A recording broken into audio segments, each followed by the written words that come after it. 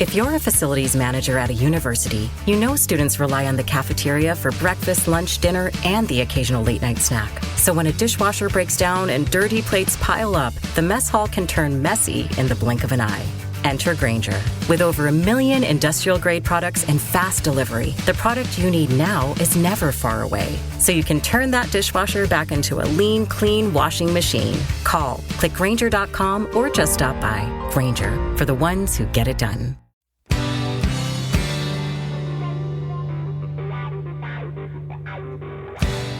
You're in a good place now. You are listening to Perspectives with Ashley Burgess. Welcome back live to Live Your True Life Perspectives, and I'm your host, Ashley Burgess.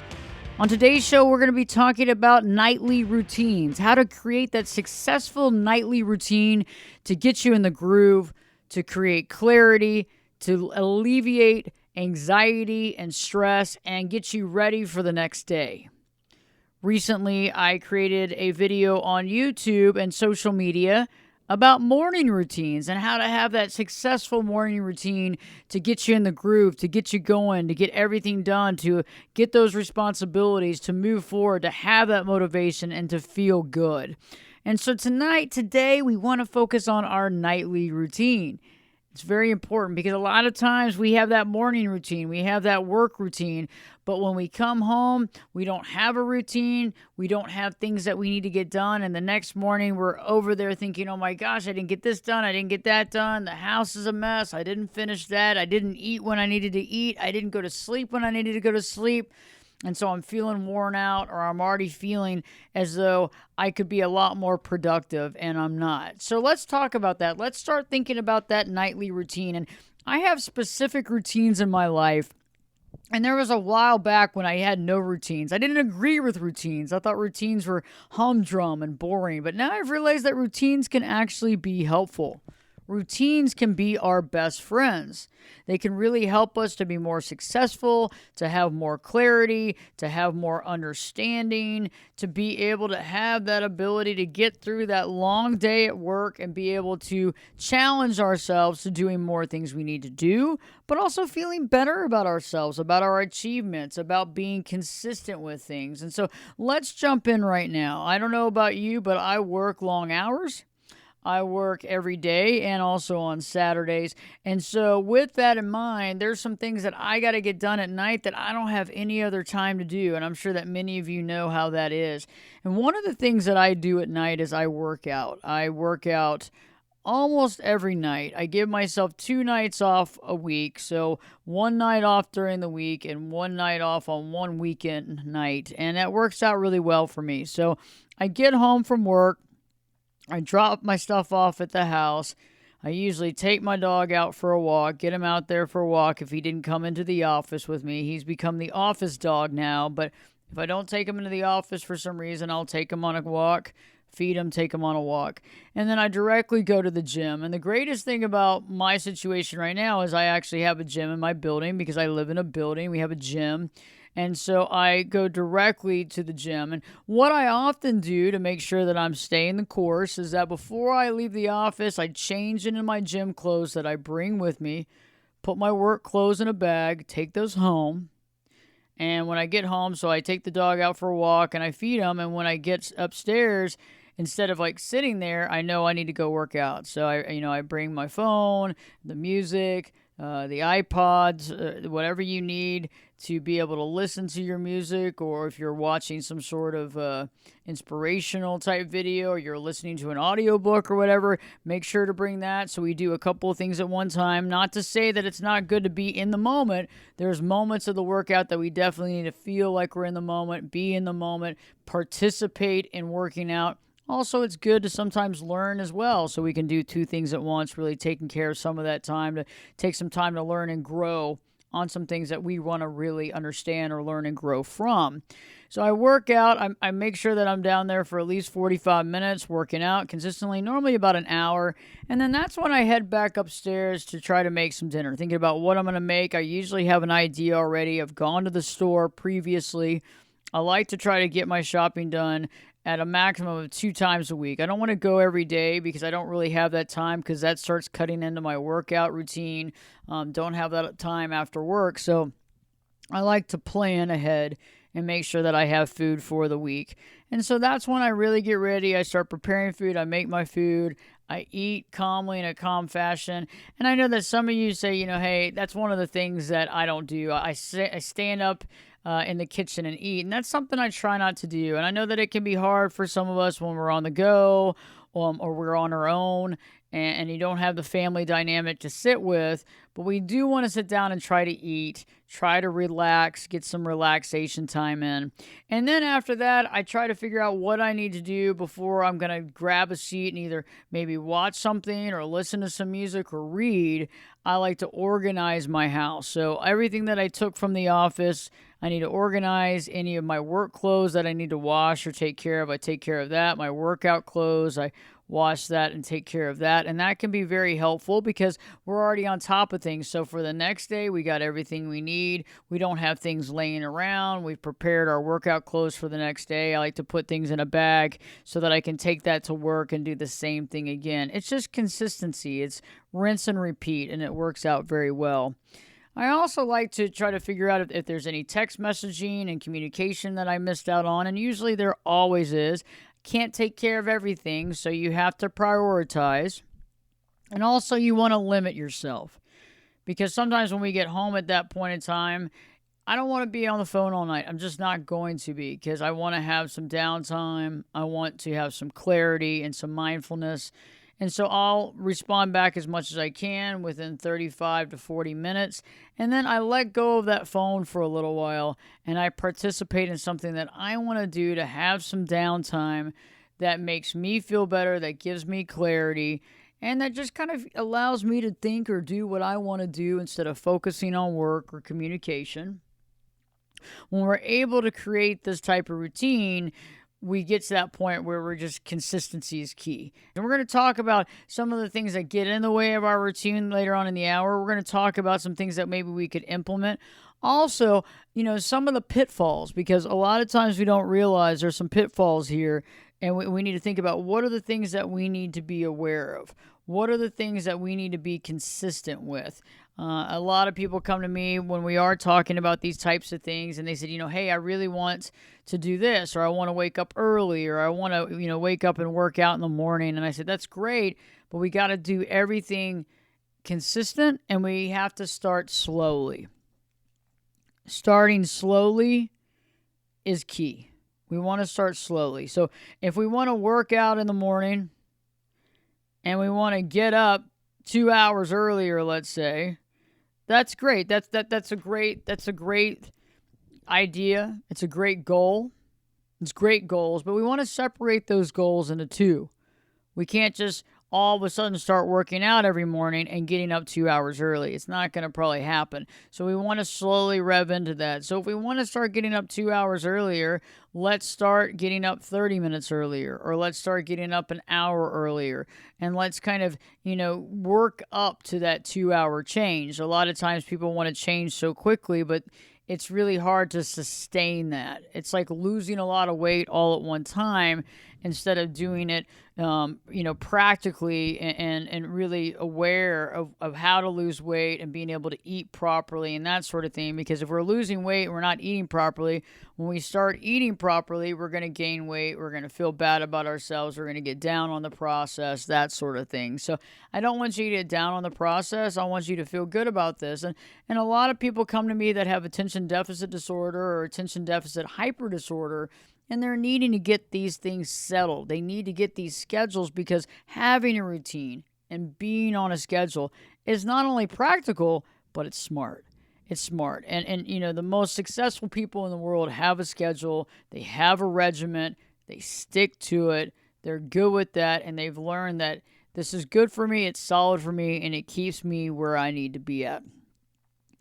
What I like to do when we go back to the schedule concept is, I've reached out, I've had some of that communication. Now at this point, I like to do another walk with the dog, and you might have multiple dogs you have to walk, what have you. Or if it's a cat, you spend time with the cat playing and having that interaction. And it's always great because interacting with the pet is so awesome because it is our family member. It's our furry family member, and they're really happy to see you. So spending that extra time and making sure that they're taken care of accordingly and that they feel good. And that's so powerful. Another thing that I like to do too is I like to set my alarms in the morning. I always like to set my alarms in the morning. And since I'm trying to take a little bit of break from technology at a certain time when I get home, I like to plug my phone in by the bed. I set my alarms on my phone. That gets me up. I set 2 alarms actually. And it's powerful for me because I get that out of the way. I don't have to worry about it. The phone's charging. It is where it needs to be at. I like to get my water bottle set up, get my water, get everything I need by my bed so I don't have to worry about that later. And then I can kind of relax and just chill out. Looking a little bit over the next day's agenda, understanding what the schedule looks like, understanding the meetings that I need to be in, getting my head wrapped around that type of stuff. Because that can be powerful too, because we want to think about the next day and really, analyze that, because that can be helpful, because that can put us in the right mindset and in the right place that we need to be at. And then I like to just decompress. So I like to read a book maybe, and I don't time it, but I give myself a certain amount of time. And that's when I proceed to try to relax, because I always turn off.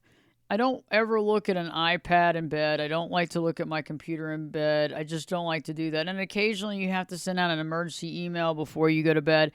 And it's unfortunate sometimes because that type of light that's on the iPad, that's on the computer, it can be very hard to create, the way we need to be at fundamentally before sleeping. So be aware of that. If you're using technology before you go to bed, you're laying there looking at an iPad, make sure that you're using maybe on the night mode.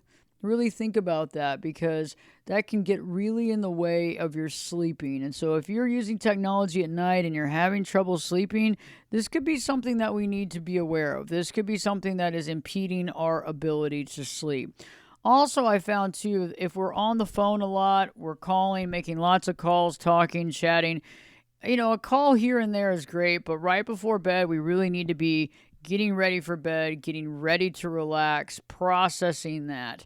And that's where we need to be at. That's so powerful. And that's where we need to be at mentally and emotionally and physically, because otherwise we're trying to calm down, right? It's very hard to, be communicative and talkative and outgoing and all that stuff, and then get right ready for bed and turn it off. So we want to really establish that peacefulness. We want to establish that contentness, and that's powerful. So we want to get to that point. And usually we want to also make sure that we're finding the right space, the right time, basically, for us to be going to bed and getting up. And that's what we're going to be talking about in the next segment here in our podcast and radio show is, the AM, PM thing. What time are we getting up and what time are we going to bed? And this is very important. This is not one size fits all. Not one size fits all, but we do need to try to get as much sleep as possible. We want to try to get as much relaxation as possible to be able to relax for our body, for our mind, for our clarity, for our spirit. All those things are very important. So we need to start thinking about what is the best time for you to be getting up. What is the best time for you to be going to bed? And, sometimes we aren't able to really decide what time we need to get up because we have work responsibilities. We have to be there at a certain time. So sometimes we have to get up when we have to get up. And that means we really need to think about what time do we need to go to bed so that we feel refreshed. And that can be really a trial and error there. And we're going to talk about that when I return. We're going to be talking more about the pitfalls and things to avoid as well when we're creating the schedule, so that we can really understand what we need to do. Because remember, we can figure this out, but it has to be tailored to us. It has to be tailored. So stay tuned. Live your true life perspectives. With me, your host, Ashley Burgess, will be back in. I'll be back this time in 2 shakes.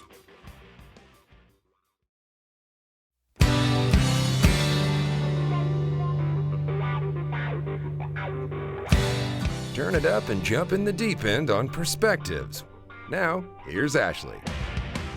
Welcome back live to Live Your True Life Perspectives, and I'm your host, Ashley Burgess. On today's show, we're discussing our nightly routine, a successful nightly routine to give us clarity for the following day, to be able to relax, to be successful, to feel good, to have that mindfulness. And I created a video that's on YouTube about a morning routine, and I decided, definitely want to put out a podcast or radio show on that nightly routine, and this can benefit anybody. If you do deal with attention deficit disorder or attention deficit hyper disorder, this is going to definitely benefit you quite a bit, but everybody benefits from being on a schedule and having a routine. And right before the break, I was talking about my routine and the routine that I go through and how I walk through that routine. And we kind of got to the point of getting ready to go to bed after setting that alarm and processing that and turning off the devices. And I think that's powerful, is that we have to really watch out when we're using technology before we go to bed that can get in the way of our sleep. And realizing that is so important. I'm actually trying out some new gadgets now that are going to help you with stress and anxiety, and I will be reporting back on that here in the next few weeks. And if I find something that I really, really think is great, I'll be also promoting that as well, because I think that's very important to find things that can help us to regulate stress and to help us as well. So let's dive into the AM/PM situation, when we're getting up and when we're going to bed. Some of you out there are able to make that decision on both sides.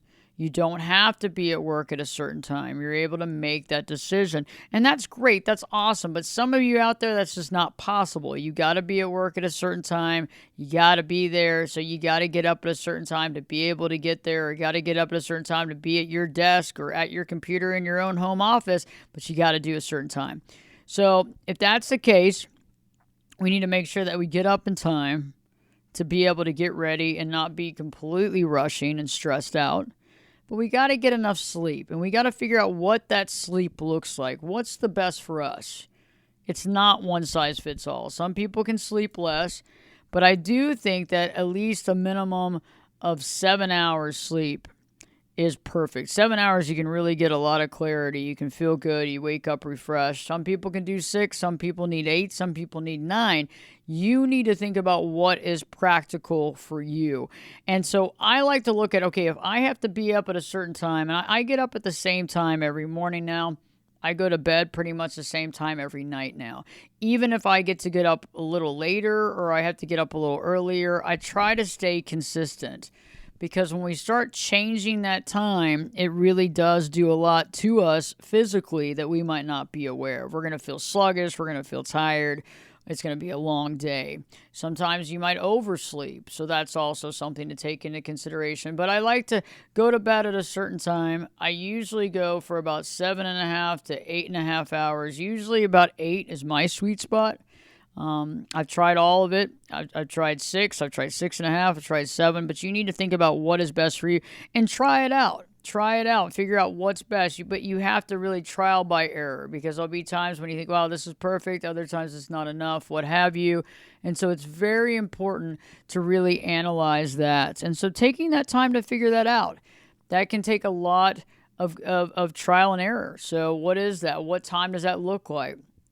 And also, if you're having to go to bed at a decent time early enough to get that 7 or 8 hours, it might be challenging to be able to get some sleep. So we might have to work with maybe some meditation or maybe some devices that help with stress. Maybe just being able to calmly read or doing some breathing exercises can be very helpful as well. So all of these are very powerful things that we can implement into that nightly routine to feel refreshed and to have clarity the next day. When I return, I'll be talking more about this routine and things that we need to think about, some pitfalls involved, and some other things that you might want to add in that you haven't thought about adding in. So this will be helpful. It's going to really get us on the right track and get us ready for the next day. Stay tuned. Live your true life perspectives. With me, your host, Ashley Burgess, will be back in. Well, I'll be back this time, you know it, in 2 shakes.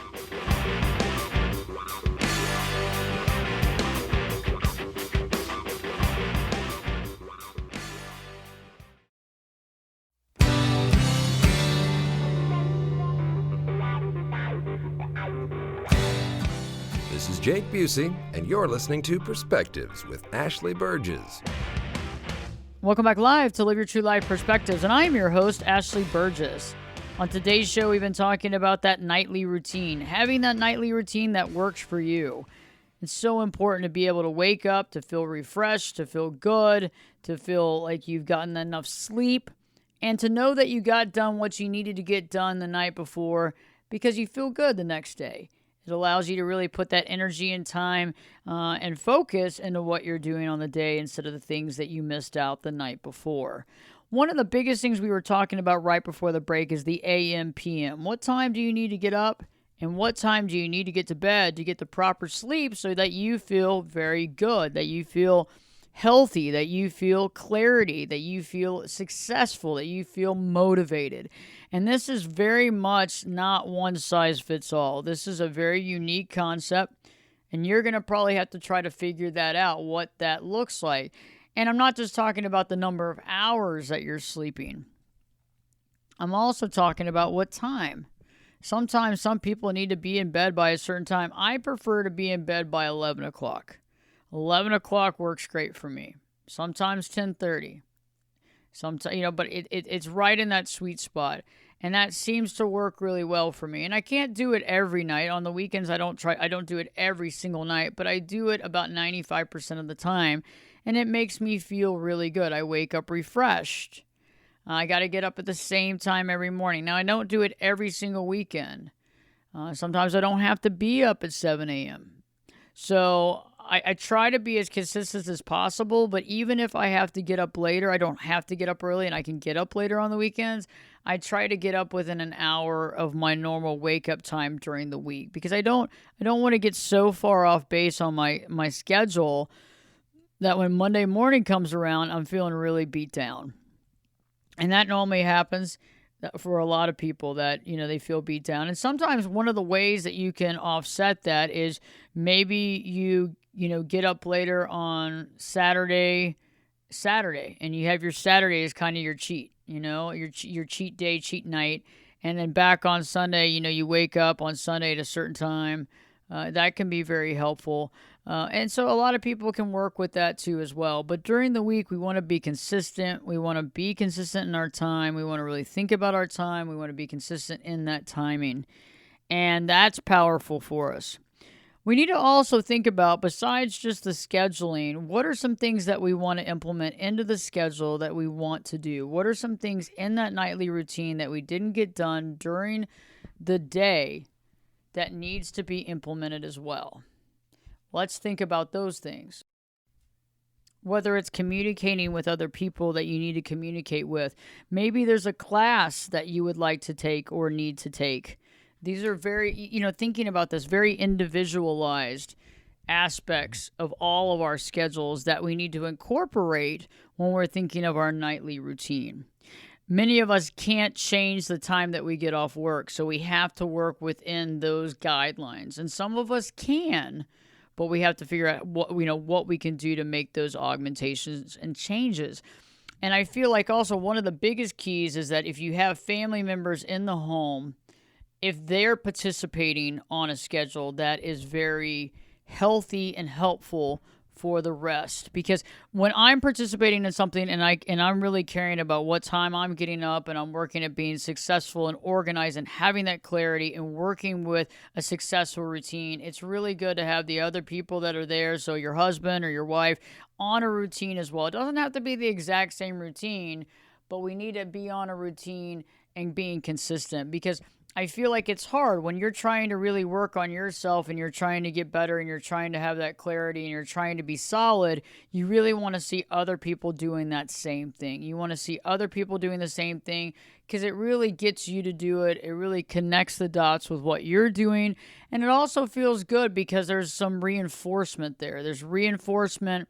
There's other people that are operating at that same success level. There are other people that also want to do that. It doesn't have to be the exact same thing, but other people are working to that level of success to make their life better. It's kind of the concept of if you want to quit smoking and you quit smoking, but your spouse is still smoking in the house and what have you, it's going to be very hard to stay true to that. It's going to be very hard to not smoke cigarettes. It's going to be very challenging, almost impossible when you don't have some sort of support system. Now, I know some of you say, hey, I can do anything, and if somebody else doesn't want to see me succeed, I can even succeed even more. And I get that, but I think that when we have a support system, and we have other people that are at that same level and doing those same types of things, it can be extremely helpful for us. So let's go back down this nightly routine and kind of break it down a little bit. The workout to me is so important at night because I don't have time to do it during the day. I also do a really tough workout where I do get a little sleepy, so I prefer to do that at night.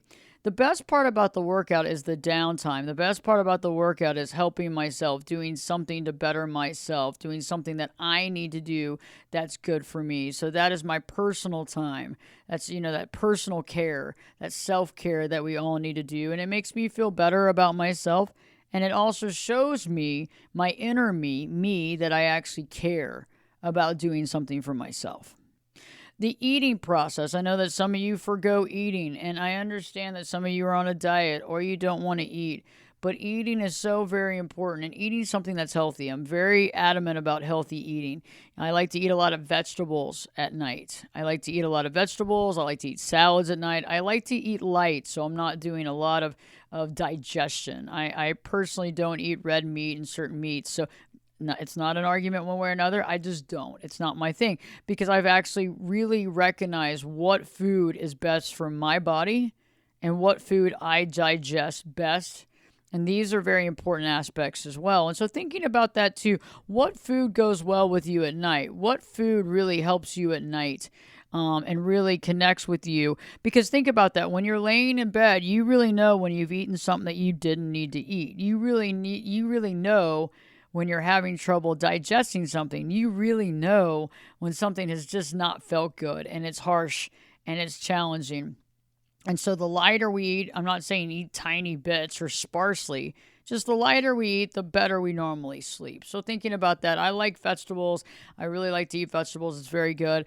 I also think, I'm not condemning alcohol at all, but if you are drinking alcohol, really look at the amount that you're drinking and really limit that down because alcohol does it can contribute to sleepless nights. It can contribute to tossing and turning.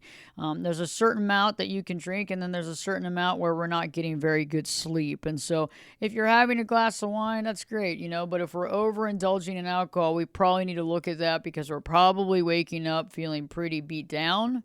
We're probably waking up pretty tired, needing to drink quite a bit of coffee or other things to keep awake. And so that can be challenging. So being aware of that, what are we doing to our body? Also, what's our stress level? Many of us have stressful jobs. What's the stress level? What are you dealing with? And how are you dealing with that stress? If you're just coming home and just, filling your face and eating and drinking as much as possible to try to deal with that stress, that's probably not a healthy response. We need to look at that response and say, hey, what can I do to begin to augment that stress response? What is your stress response? Some of us, stress response is eating. Some of us, drinking alcohol, maybe smoking cigarettes or smoking weed. Thinking about these things. What are we doing? Is this a healthy choice? How much of this is good? How much of this is not good? And we have to look at it. Can you moderate? Can you not? And I'm not advocating any of this. I'm just saying, I'm just being honest and I'm being transparent. I think many people, to some degree, augment their stress with either food or alcohol or weed or cigarettes or that sort of thing. And that might not be the healthiest avenue, right? So I'm not condemning anybody. I'm just saying, hey, it might not be the healthiest avenue. Let's try to figure out how we can maybe augment that. And so start being aware of your consumption. I advocate having a journal, like a journal like with the days of the week, for example, having that calendar and having, how much maybe at the end, how much you worked out that night, what was your workout, maybe some calories, how many calories you burned, what did you do? I like to do a lot of cardio. If you ate, what did you eat? If you drank, how many glasses of wine did you have, or what did you have? If you smoke cigarettes, how many cigarettes? It's like start being aware, and we can start cutting down on some of those things to make ourselves, healthier. These little small things can go a long way. And when we begin to understand our stress response and how we respond to stress, we can change those from unhealthy ways to healthy ways. And having the schedule is really going to help you too, because once you created this routine and this schedule, it really takes some of the stress off you and you get into that routine and it becomes a very successful routine. Now, walking is very helpful. So many of you have a dog that needs to be walked. The dog needs to be walked. Dogs love walks. So taking that walk and making sure we're out there long enough. We don't have to be out there forever, but I like, 20-minute walk is a good 20-minute walk. Get out there, get going, have some fun with the dog. That'll also help with the stress level as well, walking it off. That can be very valuable. I also like the fact that when I get home, kind of organizing my stuff. So after I work out and after I eat, organizing my items for the next day, getting my stuff together. If I want to bring the workout clothes to my office, so I have it, get that ready. If I need to have other things at the office that day, prepare that. Organize this stuff so that I'm not having to do that and race around in my morning. Why put all that stress and anxiety on you in the morning when you can take care of it at night in a calm fashion? I also like the idea of being able to communicate with friends and family, but doing it for a certain amount of time and then putting the phone up. I feel like many of us are constantly on that phone. We get home from work, we're trying to respond back to everybody. It's overwhelming, it's stressful, we're anxious, we got all this stuff we got to take care of. And it's just too much because there's just too much that needs to be put into all that. So taking care of the things that are really, really necessary to take care of that you got to get done. Taking care of some folks that you haven't been able to communicate with, that's very powerful. And being able to be consistent in that. And, some other folks you might have to message and say, hey, I'm going to have to get back to you tomorrow night. I don't have enough time. I'll get back with you. And as long as somebody knows that you're paying attention or that they communicated with you and you actually care to communicate with them, that's powerful. That's even though you might not be able to communicate with them at this time, reaching out to them and letting them know that you will reach out to them is good. Now, if somebody has an issue with that, that might be a control issue that we need to look into a little bit more. If you're feeling like you have to, like you can't say no to somebody or you can't tell them the next day, we really need to start analyzing our boundaries a little bit to understand our boundaries a little bit more and making sure that we have consistent boundaries with people. And that might be something to look into too, is that how much of you are you giving away? How sleepy and exhausted are you on a daily basis? How does this make you feel? And that can be challenging because a lot of times we might not have boundaries with people. And so we might get exhausted at night because we're having to make calls and call people back and doing that. But really think about how much time do you want to allot to that? Think about that. Connect with that and think about how that looks like. What's the best for you? And I think it's great when you can reach out to people and communicate and have, thoughtful conversations. You're not going to be able to do that with everybody in one night, but you'll be able to really connect those dots. The other thing that's important too is that we want to make sure that we're hydrated. We want to make sure that we're hydrated. We want to make sure that we feel good. Hydration is so important. So after we're eating, and we want to always have water. We want to drink as much water as possible. We want to be able to have that water intake and be able to understand that and figure out what that water intake is for us to be able to be healthy, to be able to connect the dots with that. And I like to drink like 16 to 20 ounces before I go to bed. And I know some people say, well, what about the bathroom factor? I take the risk. And in that factor, I take the risk and I deal with that. But it's a very valuable thing for me. And I think that it will help you in your routine. It'll help you to feel healthier, to be hydrated. And that's something that's important that I think a lot of people don't think about on their day-to-day routine. A lot of people don't think about the impact that has on their health. And that's something that we definitely need to add into that regimen, into that routine, and think about having that on a night-to-night basis. One of the other things that I wanted to capitalize on is the devices. We talked a little bit about that, but we definitely wanted to turn off those devices. We want to be sure that we're getting as much relaxation time, as much clarity and understanding, as much of what we need to really understand the situation for what it is, and then to be able to understand that we can't have all that technology and try to get some rest. We're going to have to be able to shut it down. We're going to need to shut it down, and we're going to need to figure out what time of night we need to do that. And many of you have learned the hard way with this because you've been on technology, you've been doing it, and then all of a sudden, guess what? You can't sleep. You're stuck. You're up for hours. Wow, I can't sleep. I got to get to work in the morning. I got this long day ahead of me. I'm really stressed. I'm overwhelmed. And that's the last thing that I want you to feel. So you're going to have to start thinking, if you are reading a book on a Kindle or something like that, you probably have the night mode. That probably works. But make sure that's not impeding on your sleep later. And we're going to have to look at those. Those are things that we can play with and augment over time. So stay tuned. I got more things to talk about, a couple of more golden tips, and Live Your True Life Perspectives with your host, me, Ashley Burgess, will be back in. Don't turn the channel. We'll be back this time. I'll be back this time in 2 shakes.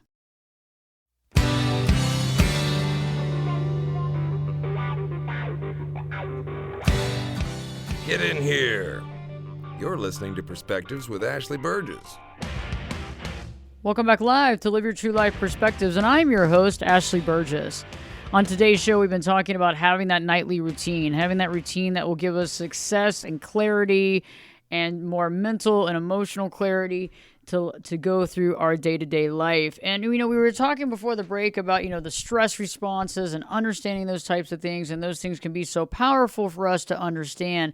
Many times we have a tendency of overeating, over-drinking, smoking, what have you, to overcome some of that stress. And we need to really be aware of that and understand that. And that can really help us to feel better, to feel more at rest and more at peace. And so really right now, I want you to think about what are some of the things that you can change in your nightly routine that can allow you to have a greater sense of self. What are some of the things in your nightly routine that we can add to that'll make your day easier? What are some responsibilities that we need to take care of that we haven't really been able to take care of that would be really helpful if we could knock it out at night, be consistent with it, do that on a constant basis? What can we do to make your life easier? And I think this is really a powerful stance for us to be at, to understand that, to recognize that, to live by that. And that's where I want us to be.